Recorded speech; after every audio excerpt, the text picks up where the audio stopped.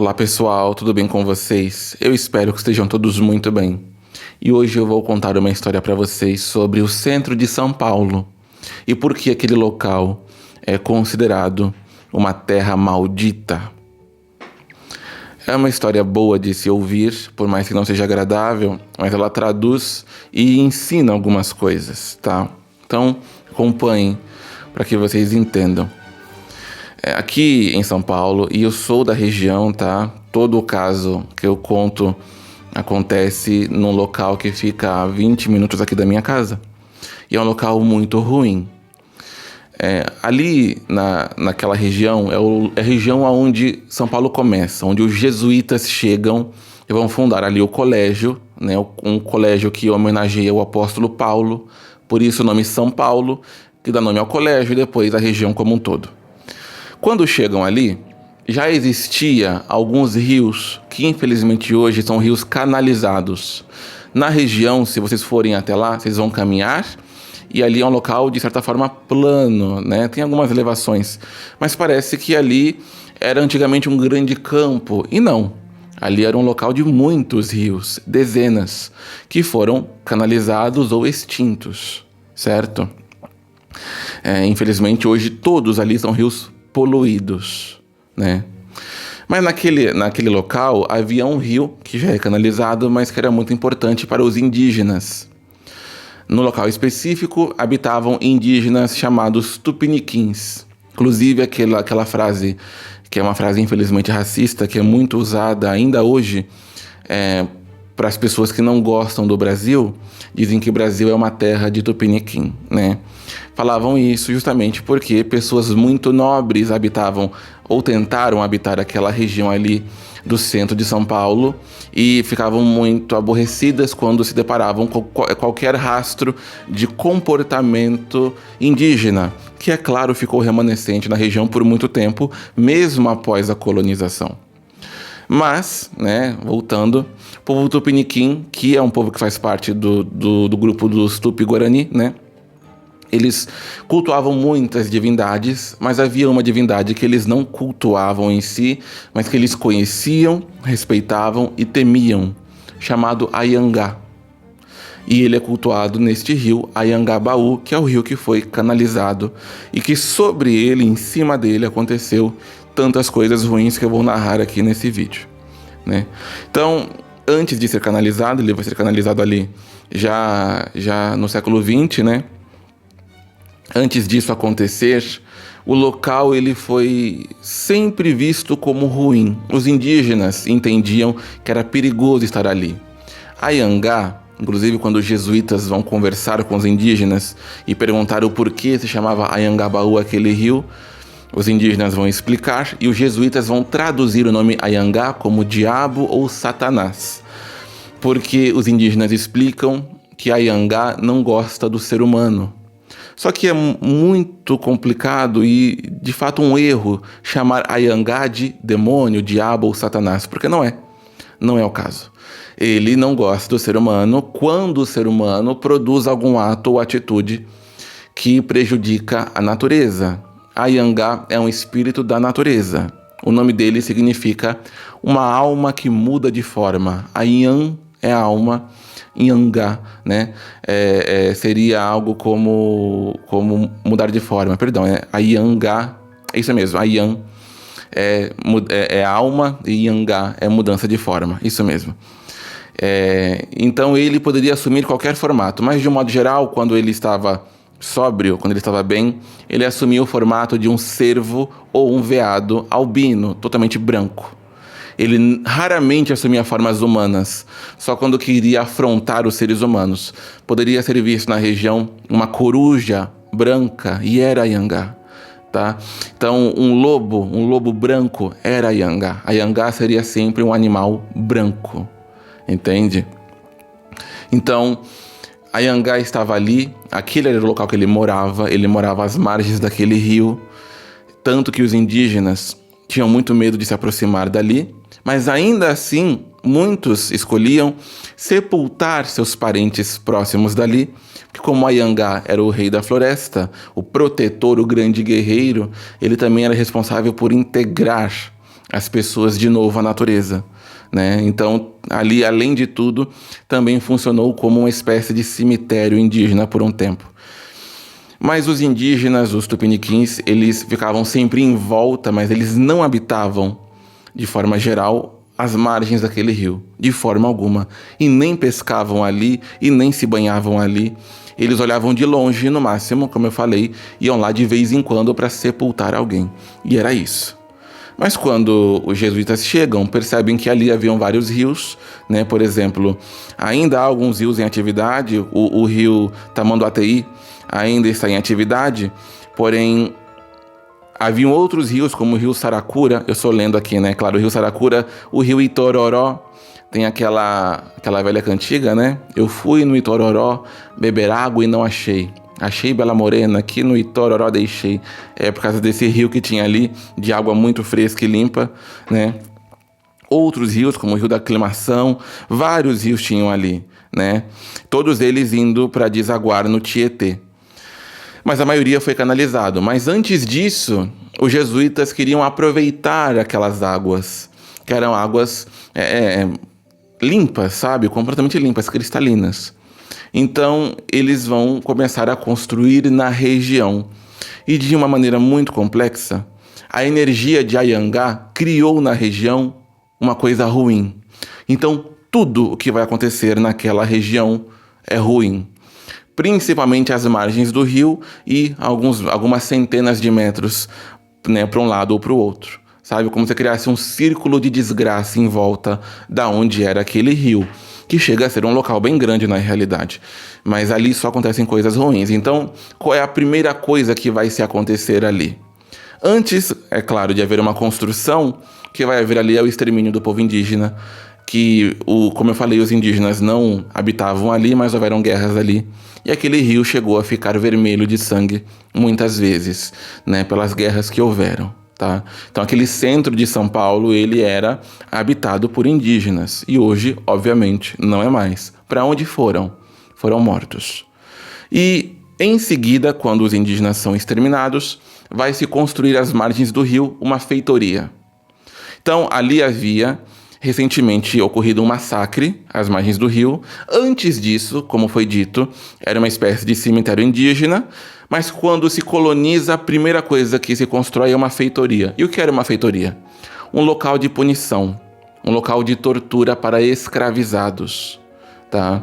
A violência com escravizados, ela foi amenizando conforme os séculos foram passando. Mas ali no princípio da colonização, a violência ela era bárbara. Toda a escravidão foi violenta, mas ali no princípio ela não tinha limites. Não tinha limites. Entende?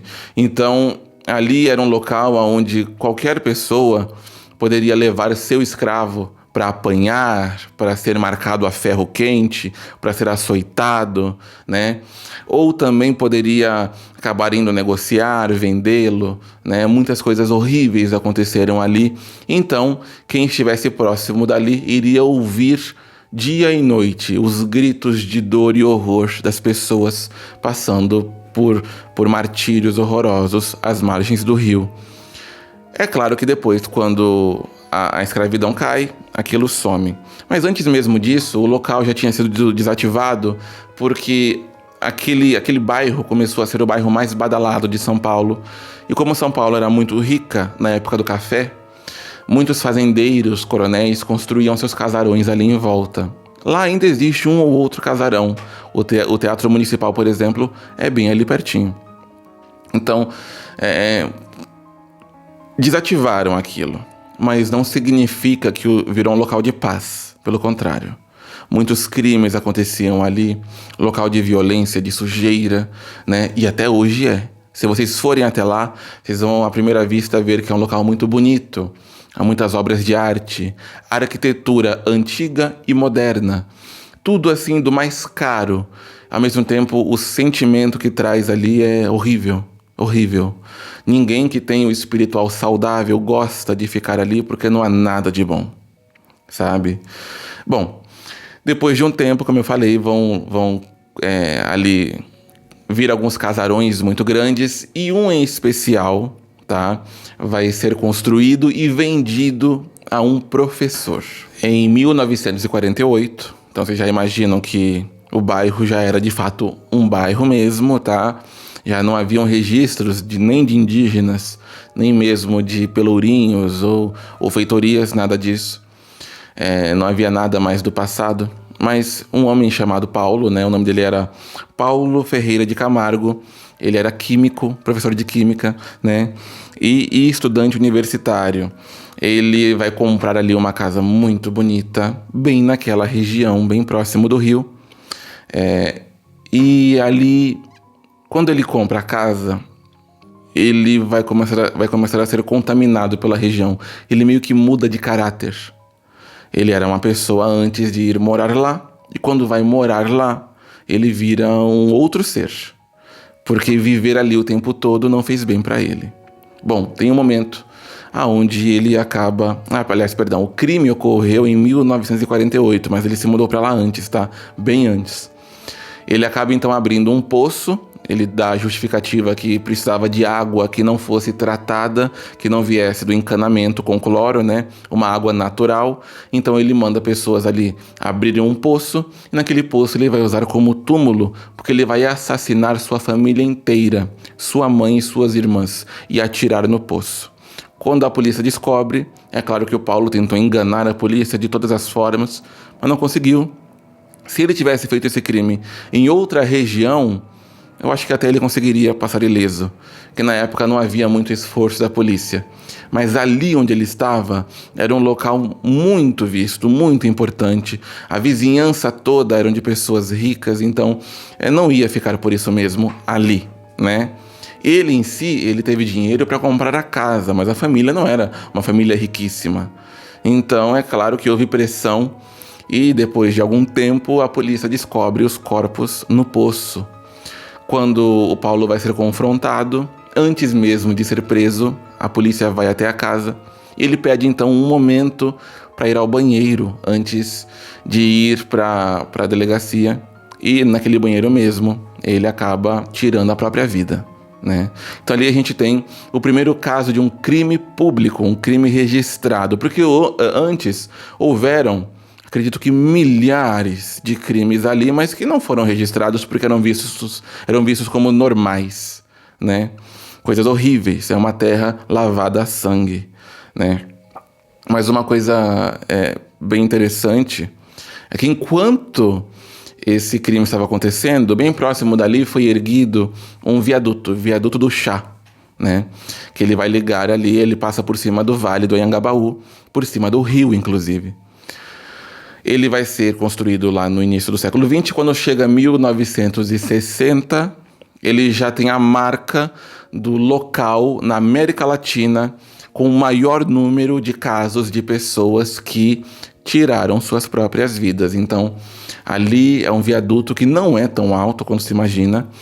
Pela cidade de São Paulo existem locais muito maiores, muito mais altos, e com muito mais chance de alguém querer mesmo atentar contra si mesmo, mas de alguma forma centenas e centenas e talvez milhares de pessoas escolheram ir morrer no viaduto do Chá. Então, já quando é inaugurado o viaduto no início do século, era um caso por mês. Mas depois da primeira década, já não era mais um caso por mês, já havia um monte. Então, até os dias de hoje, mesmo que foram criadas algumas proteções, de vez em quando, quem passa na calçada vê umas manchas vermelhas ali no chão, porque recentemente alguém se jogou de lá de cima. Então, aquele local é o local, na América Latina até hoje, com a marca de maior número de mortes intencionais, né? Olha que local horrível, horrível. Então estava acontecendo este crime de um lado da margem do rio, que já era canalizado, da outra margem estava acontecendo, né, centenas e centenas, mas ali das pessoas provocando suas próprias mortes. Esse casarão, ele vai ficar meio que mal falado, aquele casarão onde o professor, né, matou a própria família. Então, ele vai demorar para ser vendido. Depois de um tempo, acaba sendo vendido para o Grupo Joelma, tá? É um grupo empresarial que compra ali para construir um prédio de 25 andares. E, em algum momento, nos anos 70, até vou ver aqui, tem a data direitinho, Aqui, ó, bem direitinho. Foi em 1974, o edifício Joelma, às 8h50 da manhã, pega fogo. 25 andares. Um edifício que teve uma pane ali em um ar-condicionado, mas o edifício, ele, né, na época as pessoas não tinham muita noção de se proteger de incêndios. Então, o edifício ele foi mobiliado com tudo em madeira.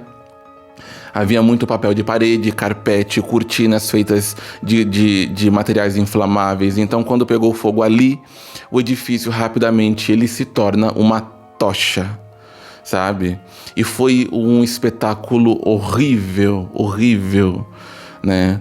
Até hoje, ele é marcado como o maior incêndio vertical do mundo, sendo um incêndio natural, tá? É claro que lá as Torres Gêmeas, que aconteceu em 2001, é algo muito maior, mas as Torres Gêmeas não foi em si um incêndio normal, né? Não tem um caso normal. Ali é um atentado terrorista. Então ali aviões foram chocados contra as torres.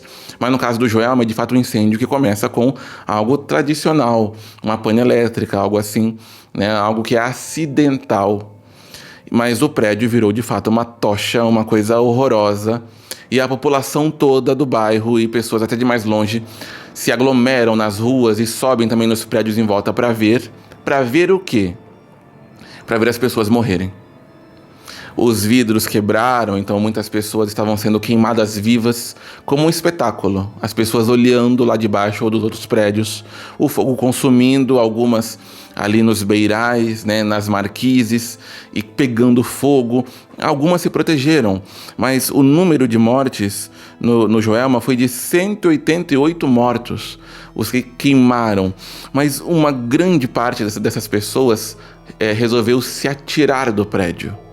Então foi feito um cordão de isolamento, mas ainda assim a população de São Paulo estava ali atenta, observando o povo se jogar, né? E não foi um nem dois. Muitos se jogavam. Ali acabaram descobrindo que o Corpo de Bombeiros Paulista era basicamente nulo, porque ele não tinha ferramentas para combater o incêndio. Então foi um massacre, sabe? A coisa mais horrível que aconteceu ali aos olhos do povo. É claro que na época da escravidão e do massacre indígena deve ter sido muito pior, porém na era moderna o incêndio do Joelma foi a pior coisa que aconteceu, né? E isso na região.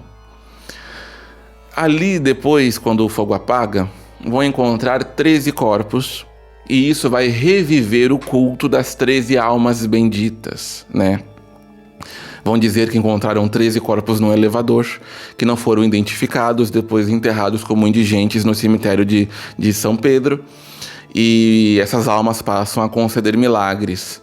Na verdade, não foi bem assim. Havia um corpo no elevador e depois corpos que foram pegos aí a esmo no entorno do prédio, corpos que estavam no edifício garagem, corpos que estavam na calçada, que se atiraram e se deformaram, corpos que estavam no terraço, né? Então, eram muitos corpos já totalmente deformados que não foi possível identificar.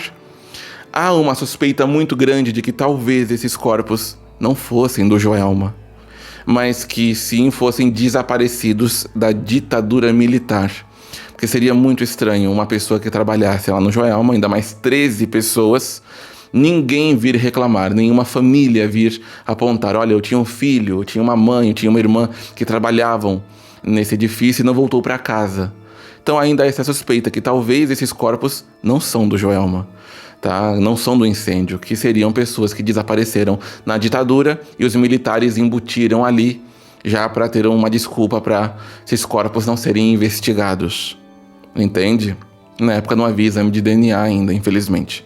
Mas, contudo, foi usado essa situação para reviver um culto antigo, quase que medieval, que é o culto das 13 almas, que muita gente acha que as 13 almas se originam como as 13 almas benditas do incêndio do edifício Joelma, mas não. Já existia há muito tempo um culto que ninguém sabe a origem, de onde se forma, mas que fala que São Pedro, o apóstolo Pedro, foi incumbido pelo próprio Jesus de cuidar de 13 almas martirizadas que elas iriam reencarnar várias vezes. Então, vocês podem ver que não é uma lenda de cunho cristão, que o cristianismo não crê nisso. Mas vem de algum lugar aí essa lenda e se embutiu como algo sincrético no meio do catolicismo. Que São Pedro, então, deveria cuidar dessas 13 almas, que são almas que não são tão boas para ir para o céu, mas também não são tão ruins a ponto de ir para o inferno e também não vão para o purgatório, elas vão ficar aqui na Terra. Então ele sempre cuida e essas almas sempre voltam e morrem sempre de forma trágica. Então quando encontram 13 corpos ali no Joelma, que vão para o IML, depois são colocados como indigentes no cemitério, o povo acaba ligando uma coisa a outra e volta à crença das 13 almas, que é um culto muito macabro. Muitas pessoas dizem que alcançaram bênçãos com as 13 almas, mas eu já fui lá no cemitério para ver, que sou um curioso também, né? Mas a energia ali é muito mais negativa que positiva, tá? Pessoas com a parte mediúnica avançada até hoje escutam gritos que vêm dos túmulos dessas almas, né? E isso tudo é uma história que eu estou contando a troco de quê? Há uma visão de que se você se depara com um ambiente contaminado espiritualmente, você poderá limpar ele. Você pode defumar, limpar com ervas e vai ficar tudo bem. E não. Eu digo isso por experiência própria.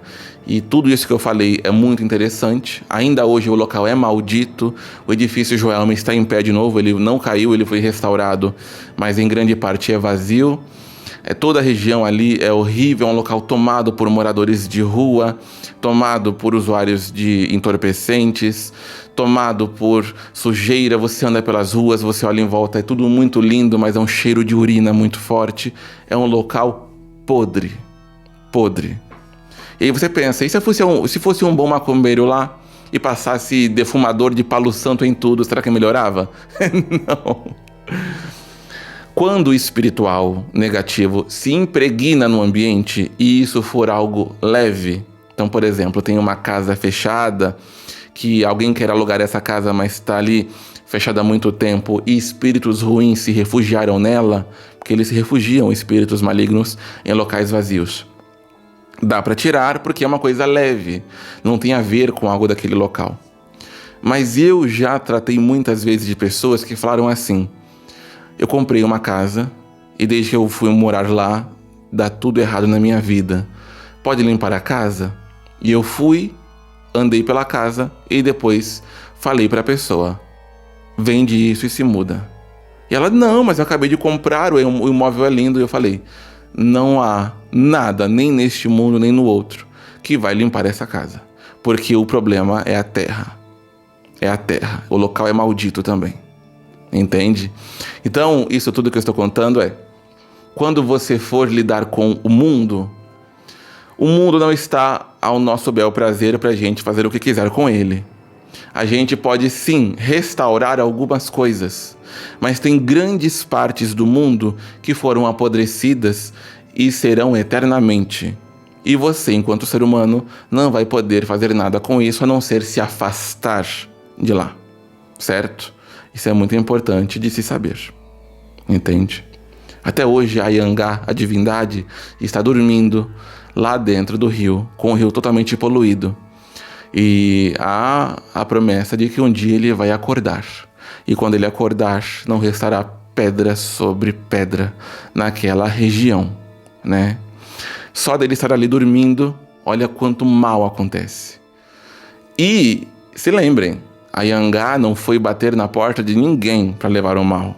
Ele estava lá desde sempre. Foi o povo que foi até lá perturbar a morada dele, não é?